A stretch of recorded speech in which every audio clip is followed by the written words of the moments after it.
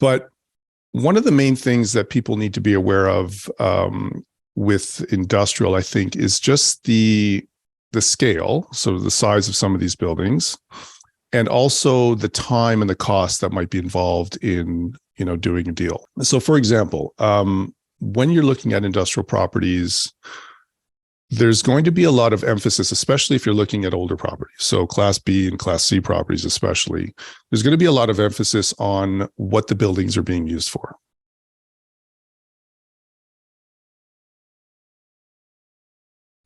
Hey, fellow savvy real estate investors. We have Stephen Simpson on our show today.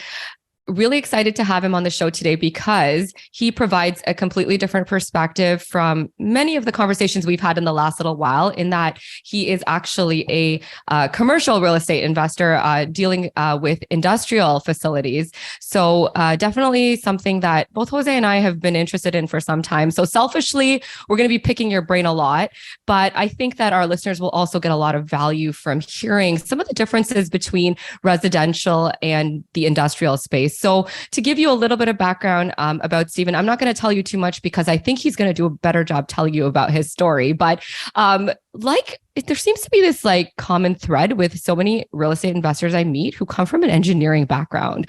So Jose's an engineer too, and coincidentally, Stephen's an engineer too. He's a P-Eng, comes from a long corporate career where he did some amazing things, practiced as an engineer, has definitely, I'm sure, a technical mind and an analytical mindset that comes with most engineers that I know.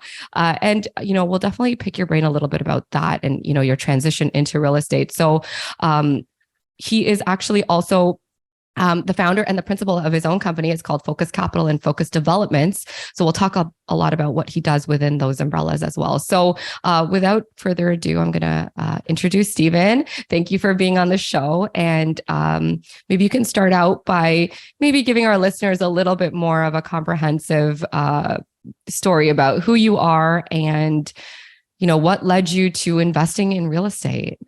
Great. Well, thanks. Thanks for inviting me on, and good to be with you both. So yeah, I'll tell you a little bit about me and then sort of get into my backstory as maybe a segue into the discussion. So as you said, I run a real estate holdings company called Focus Developments, and we've got a portfolio of both residential and commercial properties here in Ontario, which we own and manage. I've been running Focus Developments for about a year now, but personally have been investing in real estate for about 17 years in total. My background, as you said, is that as a professional engineer and a project management professional. So I worked for about 20 years in various consulting engineering roles, much of which was in commercial real estate and construction management and project management. And over the years, that corporate experience working in the commercial real estate sector really opened my eyes to commercial real estate and how it works and how it operates. But maybe I'll share a little bit of my backstory about how I initially got interested in real estate and real estate investing, and that's probably a good segue into some other discussions. So, as I said, I'm an engineer by trade, and when I was entering the workforce in the early 2000s, sort of very early in my career, I was recruited to work in high tech, and at that time, if you recall, it was sort of this run-up of the dot-com bubble, right? So all the high-tech companies were starting and establishing themselves, and things were going up and down. And it was a very kind of tumultuous time. So I was working at a few different companies at that time in the early 2000s. And, I worked at some large companies, I worked at some startup companies. But what I saw was, again, there was just so much churn and so much uncertainty in the market. And people that went to work at startups could be a millionaire one day, and then the stock price goes down and they've got nothing the next day. And it was just real, again, a lot of uncertainty, which kind of bothered me at that time, even though it could have been construed as exciting, but financially speaking, it was a lack of control, to say the least. So it was a bit of a crazy time early in my career. So what I realized back then was I really wanted to find a way to take control of my financial future. And that really that had to be sort of decoupled from my job as my only source of income, right? I needed to find a way to set myself up to, achieve financial independence and achieve more control, separate from, what my company might be doing, what the market might be doing, what the stock price might be doing, for example. So really that onus is on me to take that responsibility. So this got me started down the path of researching different investment vehicles. And, I wanted to learn again how to take back control and how to sort of get that financial independence separate from my job. So I looked into all different types of investment vehicles at that time. Real estate was one of them. I was thinking about side gigs. I was thinking about starting different, online businesses. All these different things were going through my mind at the time. And I was trying to educate myself in terms of the best way to kind of achieve this control and this financial independence. And I was really putting myself forward to kind of educate myself and try to achieve that. And some, influential names at the time were, Rich Dad, Poor Dad. I read the Robert Kiyosaki books, and I've heard you mention them before, Jose. I was into Tony Robbins, looking into what he was doing. Gary Keller wrote the good book. He's got a real estate background as well. And so I was really trying to just consume as much education as I could at that time.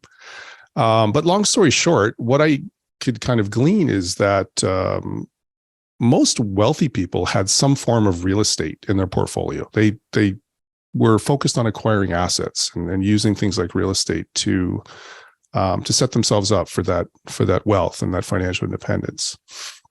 So in 2005, I purchased my first house, and I did what I think they call house hacking now. I lived in the top floor of the house, and I was renovating the basement to try to, get it set up as a basement apartment, and then I was going to rent it out. So this is my first foray into real estate, and it was something that I took on more so because I wanted to get in the game. And it's, as you well know, it's once you realize the potential of creating an asset and getting revenue from it, I mean, it's a pretty amazing thing. And once you start getting into that and see how this might work as a way to create another revenue stream, it's a pretty powerful thing. So that first house and that first sort of duplex conversion really got me started and got me in the game. But my plan was really not to jump into real estate full time. It was really to supplement my income as an engineer, as I was working, in the corporate world. And so, fortunately, as you said, my job at that time involved working in commercial real estate. So I was doing a lot of project management, construction management, and I was investing in real estate on the side. So over the years, what type of construction projects were you involved in? Like, was it industrial? Was it residential? Or kind of these other types, like mining? Like what specifically was it? So good question. So I was involved in many different types. So we worked on construction projects ranging from commercial office buildings like office towers, renovating. And I was fortunate enough to work with a lot of architects and mechanical and structural engineers at the time, contractors, tradespeople. So I really kind of got to see how large scale development projects worked through that. Yeah. That's because I came from exactly the same background. I worked for SNC Lavalin, and they were kind of interdisciplinary with multiple different I was in power plants at one point. I was in mining, and those skills actually then translated me to doing construction management for my own deals. Perfect. Yeah. So similar type thing. Once you get your head around not just the teams that are involved in the number of resources, but the types of resources that are involved in getting a deal done or a project completed, it's a pretty good level of education that you get. Yeah. 100%. Yeah. Mm-hmm. Yeah. So talk us back through your story. So you buy this duplex, you house hack, you live in one, and I'm assuming like there's some kind of seed that's now been planted, like the bug, right? Where you're like, Absolutely. Hey, this is pretty cool. Like someone's paying my expenses or some of my mortgage, and I'm living here, and like maybe I should do this more. So what happens next? What do you do? Yeah, absolutely. So as I said, it was never intended to be a full-time thing. It was intended to be sort of a side gig that I was doing. So fortunately for me, my career was going very well. I was getting this great, experience and career going in commercial real estate and engineering. And then in parallel, I was doing residential real estate deals. So I was, renovating homes. I was buying residential properties. I was doing duplex conversions. And so over the years, that was sort of my thing that I would do on evenings and weekends. And so over the years, I just kept investing in these smaller projects and, learning how to work with, mortgage people and appraisers and inspectors and things like that, and really sort of balancing that with my career. And, sort of fast forward to 2021, I'd done about a dozen deals at that point on the residential side. And again, everything from student rentals to, short-term rentals and things like that, multi-unit stuff. And in 2021, I made the decision that, I really needed to branch out. And if I wanted to kind of achieve these goals of having that control and that financial independence, this is something that I was going to have to do full time. So again, I was fortunate that I had the experience in commercial real estate and understood how to do deals on the residential side and even some multi-unit stuff. And I had a comfort level to branch off and do this full time. So once you start looking into commercial properties, and what were some of the main differences that you found? Hey, I'm used to residential, but this commercial space is completely different. What were some of the big aha moments where you found that, hey, this doesn't work the same?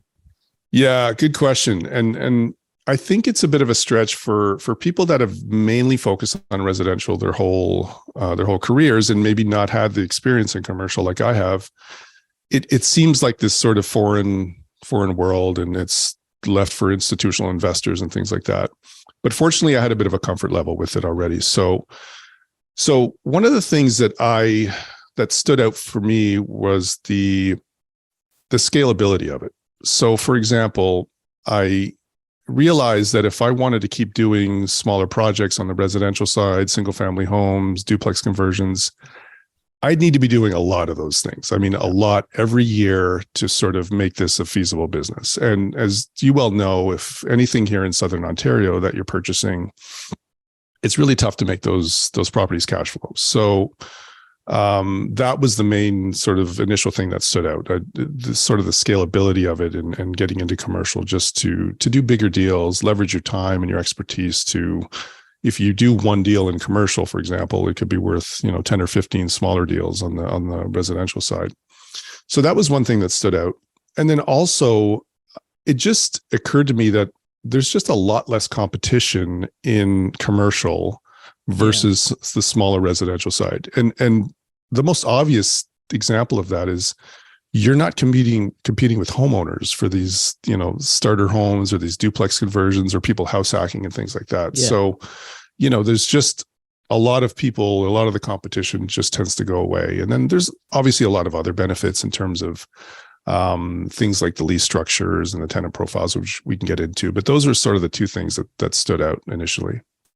Yeah, and when you started down your path of looking at commercial real estate, there's so many other asset classes within it, right? You could do multifamily, you could do retail, you could do industrial. What made you choose to go into industrial?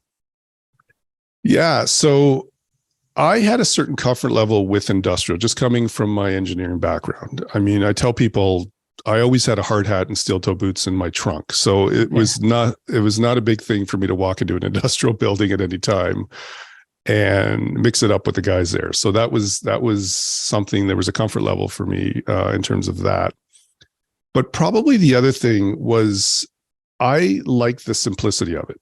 Some people look at industrial and say, well, these are just big, boring boxes, and just, there's some of them are dirty, some of them there's real sort of production going on. There's no sexy factor to it, right? Yeah, exactly. And a lot of these buildings are in older areas, and there's tradespeople running around, and there's just a lot of blue collar work.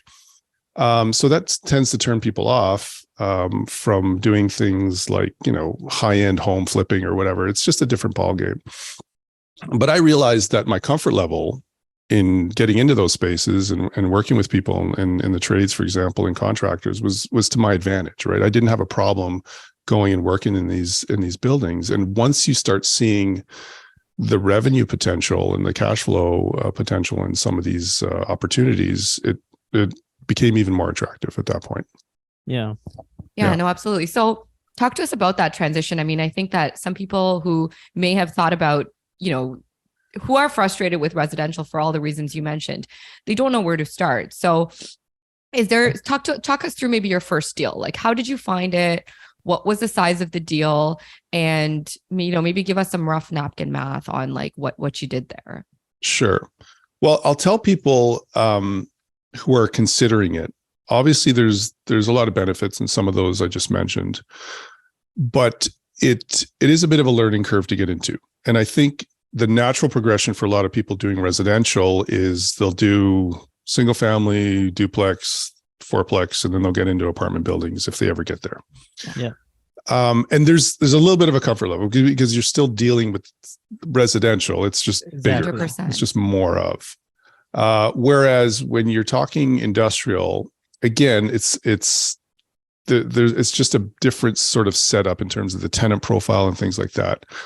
But one of the main things that people need to be aware of with industrial, I think, is just the scale, so the size of some of these buildings, and also the time and the cost that might be involved in doing a deal. So, for example, when you're looking at industrial properties, there's going to be a lot of emphasis, especially if you're looking at older properties. So Class B and Class C properties especially, there's going to be a lot of emphasis on what the buildings are being used for. So you can have everything from your very kind of light industrial flex space, which is, these clean warehouses and a bit of retail and office, all the way over to, the other side of the equation, which is heavy industrial. It's those really, we could be doing production or heavy manufacturing, things like that. And these are buildings that really kind of have a lot of environmental impact. So when you're looking at industrial, environmental assessments are an important thing. Your inspections are an important thing. Getting through your appraisal, the appraisal process is an important thing. And working with lenders that understand industrial is also key. So I tell people you need to be ready for all of this because, Jose, you and I have probably talked about some of these things with respect to commercial properties and, appraisals and the different factors. But in industrial specifically, for example, when you're looking at a property that's been operating as an industrial setup for, 10, 15, 20 years plus, there may be contamination. There may be different things going on. There may be some noise pollution. There may be some air pollution. They're just different things that you need to consider. I tend to focus on light industrial properties. So there's usually a lot less of that. But in any one of these properties that you're looking at, completing an environmental assessment is key. And you can very easily get tripped up at this stage if you're not knowledgeable enough in terms of working with the environmental engineers, working with your lender, because even an industrial property that's been operating, for 20 years and there hasn't been any contamination, it's very easy for the environmental engineers to find a couple little things that they should investigate further. And then you're into soil samples and, phase two. Digging wells and phase two, and you're into $10,000, $20,000, $30,000 before you know it. So I just tell people to be ready for that because guaranteed you're going to be spending money on an environmental assessment, an appraisal, and an inspection. And if you really are not prepared for that, it can really take you sideways and you end up throwing a lot of money at potentially bad deals. So I think that's one of the key things that people need to be ready for is that just sort of that difference in how you're looking at these properties and assessing them. Yeah. 100%. Yeah, I mean, definitely if I were to think of industrial, I mean, most industrial, establishments or companies would be using some kind of, let's say, a petroleum product, which is, if it gets dropped on the ground and it's seeping, you're going to get a contamination, right? So, do the lenders, like, how are you always doing phase two studies on these because you're definitely going to find something? No, so you're not always you're always going to be doing a phase one. Yeah. I've never found a lender who didn't at least want a phase one. And what tends to happen is, again, if you're looking at older industrial properties, so Class B and Class C for sure properties, things that have been around for 30, 40 years plus. Yeah. There tends to be this attitude, let's call it, from some of the environmental engineers that, well, we can't go and dig up every aspect of the property. So like during a phase one. So we're just going to highlight the fact that, we recommend a phase two assessment and we'll do further investigation. That's right. So, That's right. It's sort of, and I'm an engineer, you guys, you're an engineer. We kind of do this in our reports sometimes. We say, well, to be further assessed later, right? Yeah, because happens. For them, it's a kind of a, also getting a business from phase two as well. So they're setting themselves up. And of course, protecting their liability. Yeah. Right? And of course, the lender, like whatever they read, they're going to be like, okay, they recommend phase two. It's not their money out of their pocket. So you need a phase two done, Yeah, exactly. So, I've been through one phase two. All the rest of my deals were just phase one, but you tend to have this negotiation back and forth with the environmental engineers typically, where obviously, like you said, they want to do more work and they want to cover their liability and things like that. So it's really a matter of fleshing out a lot of these issues and working with them. And so it's more of a team type approach that I take when I do my deals. And that's that project management experience that kind of comes back. And, I sort of call a meeting with everybody at the start of due diligence that we do. And, it'll be the environmental guys and the appraisers and the inspector. I'm saying, we're going to get through this, but, we all have to work together. And usually we've got, 60 or 90 days or something. And it's just a matter of working together as a team to get through it, because it's very easy to just say, well, we need to do a further report, or I don't know, or whatever. But, you've got to build those communication skills and the project management skills to get through these things and assess, are there really issues here, or are we just sort of kicking things down the road because we don't want to look into it right now. So I think that's key is just making sure that you're working together with your guys as a team. Yeah, for sure. And so, I mean, in residential, we know how this works. Like we buy something, we add value to it by doing like a renovation, we increase the rents. What is the strategy in industrial? Is it similar? Are you buying them and letting them ride for a while and the cash flow is good, or are the ones that you're doing value add? And talk to us about what that looks like in an industrial world. Yeah, for sure. So I think, really the topic here is like, what are the benefits of commercial really versus residential, and more specifically, how does that relate to industrial? So, I think the obvious one is these commercial buildings are going to be valued based on their net operating income, right? So that's kind of your standard that you're always dealing with. And if you can purchase a property, add value to it, either through decreasing the expenses or increasing the revenue, and thereby increasing your net operating income, you've added value, you've forced appreciation to this particular building. So, that's just one major benefit. We tend to look at properties that are Class B, and there's some value add component. And we also look at areas outside of the GTA and secondary markets. And so obviously, GTA and a good part of Southern Ontario is just, the run-up has been so hot in not only residential, but also commercial, that it's very hard to make the numbers work for establishing, decent returns in those areas. So we're looking at outside markets, these secondary markets in Ontario. And in those areas, you're able to get a much better sort of cost per square foot and do these things, like I was saying, in terms of forcing the appreciation. So there's opportunities to do that if you can find properties, for example, where the leases are below market rent. If you're able to find, bigger parcels of land where you could redevelop or add on to the properties, that's another way to increase value. And so there's different things like this, the different strategies that you can take whereby you can force that appreciation up and then increase your cash flow. No, that's great. It's more of so when you're looking for an industrial opportunity, you're focusing on the leases. When are they coming up for renewal, and what is the spread between what they're charging now versus what the market should be. So talk to us about a little bit about like some of the financial due diligence that you would have to go through and which is not typical from let's say multifamily.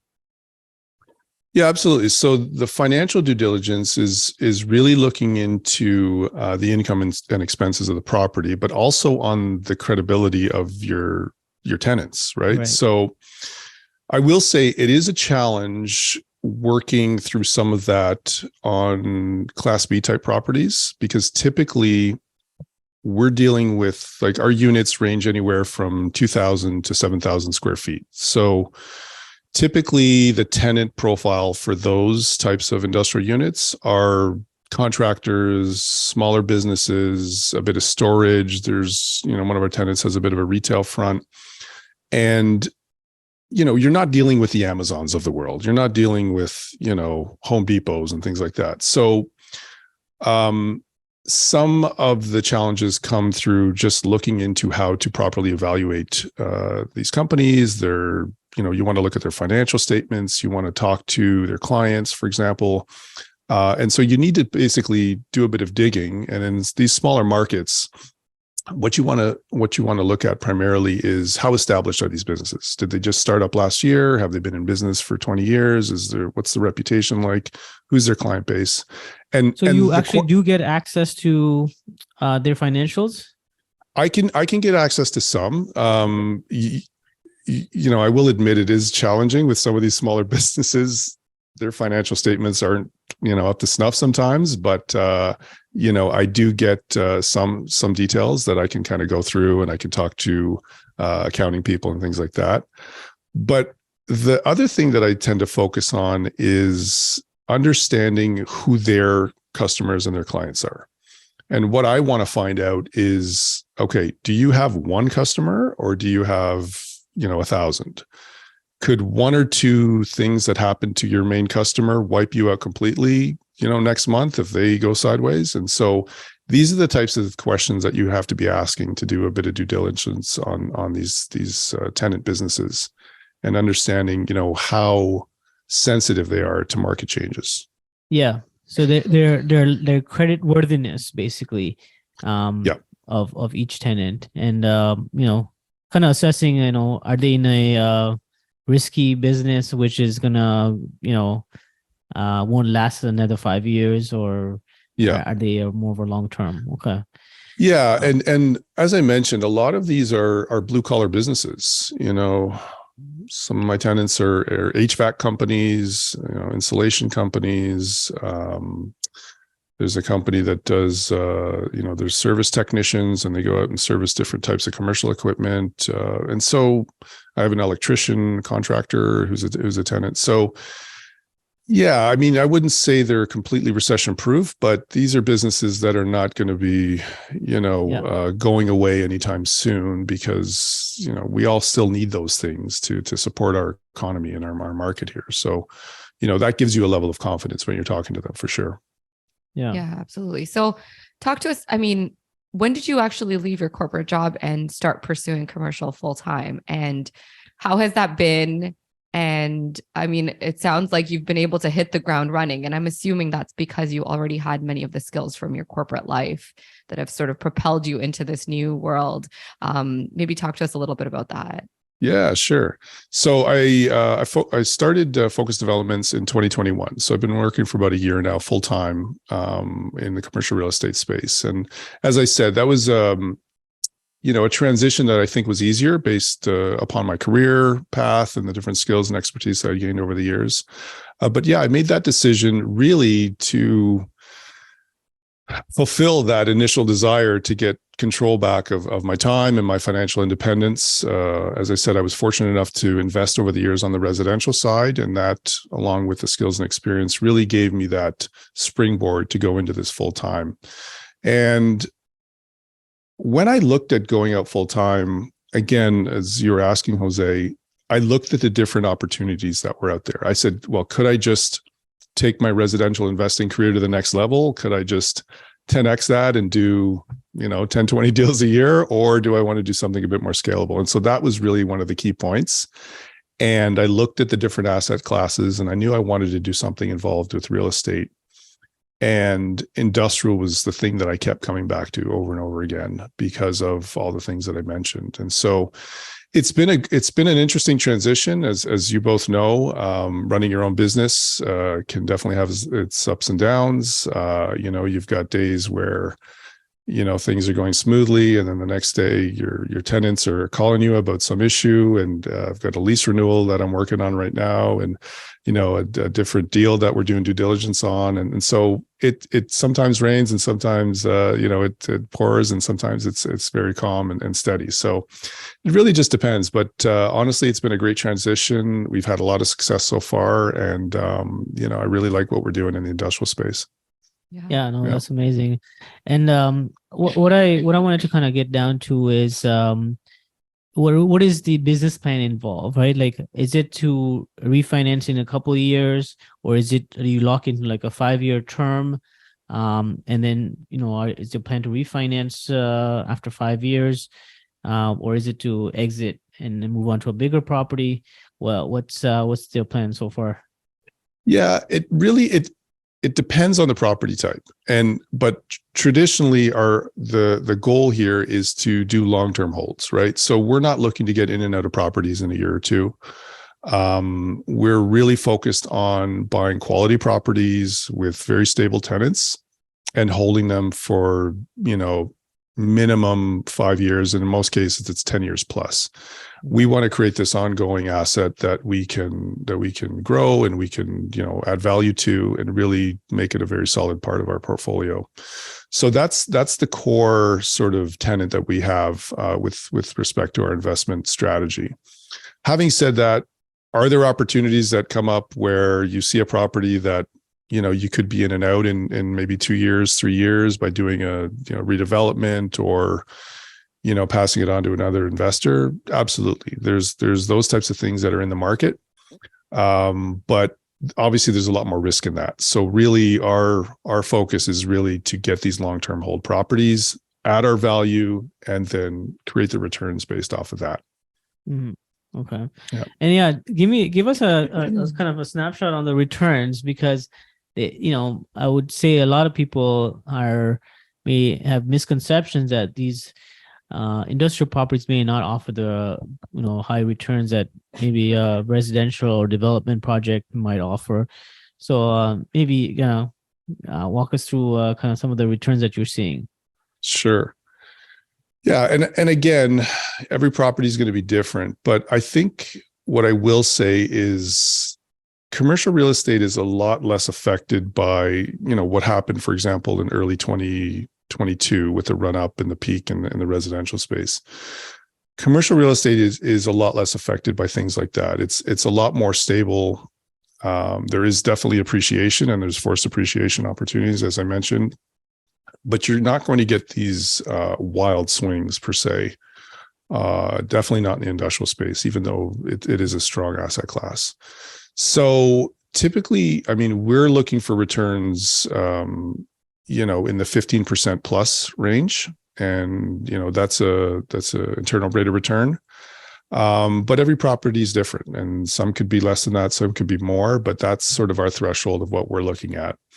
And obviously in the residential side, if you get a hot market at the right time and you buy a property and you do a nice little flip with it, who knows what your returns could be. But my thing that I always go back to is, I want that control and I want that stability, and commercial gives me that, right? So I can force that appreciation. I can put in a better quality tenant. I could add to the property, and then there's a lot more control in terms of what you could do. But, going back to the question about, cash flow, the thing that I do see is in commercial, there's many more opportunities to produce cash flow versus that, huge increase in appreciation that you might get on the residential side doing things like single family homes, right? So the cash flow is going to be a lot better, but you're not going to see those, 15, 20% per year, increases and things like that. Yeah.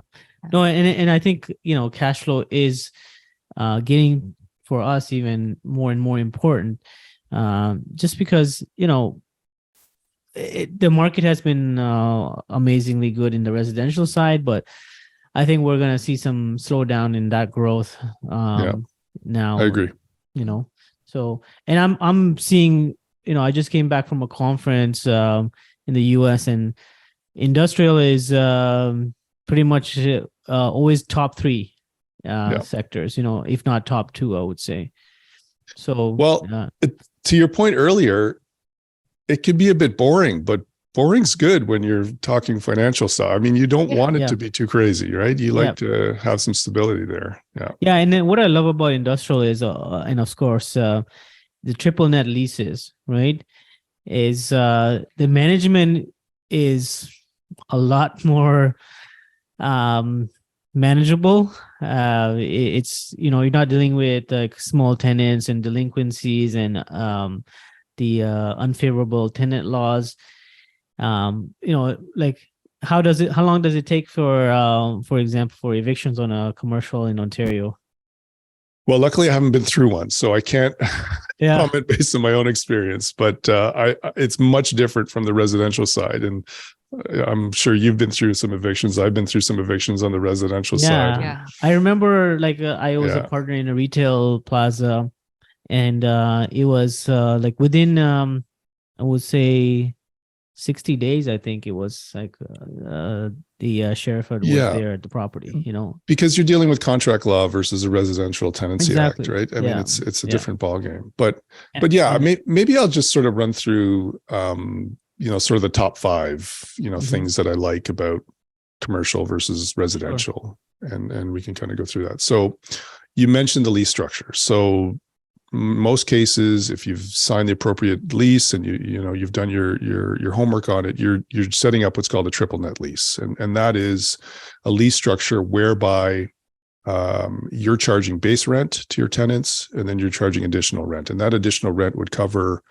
all the expenses, the taxes, the insurance on the company, and the maintenance, or insurance on the property and the maintenance. And so what's that letting you do sort of this pass-through model whereby you're getting a truly net cash flow off of your property. The tenants are paying for all of the additional costs, which is an amazing thing if you're coming from the residential side, and especially if you've got an all-inclusive rent or something. It's really, it kind of blows your mind the first time you look at a commercial lease. And in most leases, again, if they're set up properly, they will literally say in the first page or two, this is a carefree net lease for the benefit of the landlord. I mean, it'll be very, very clear about that. So that's the first thing, the lease structure. The second would be these forced depreciation opportunities that I mentioned. Increasing the net operating income, decreasing your expenses, doing something to actually force that appreciation up on the property is really one of the other main benefits is that you've got more control over that versus a residential property.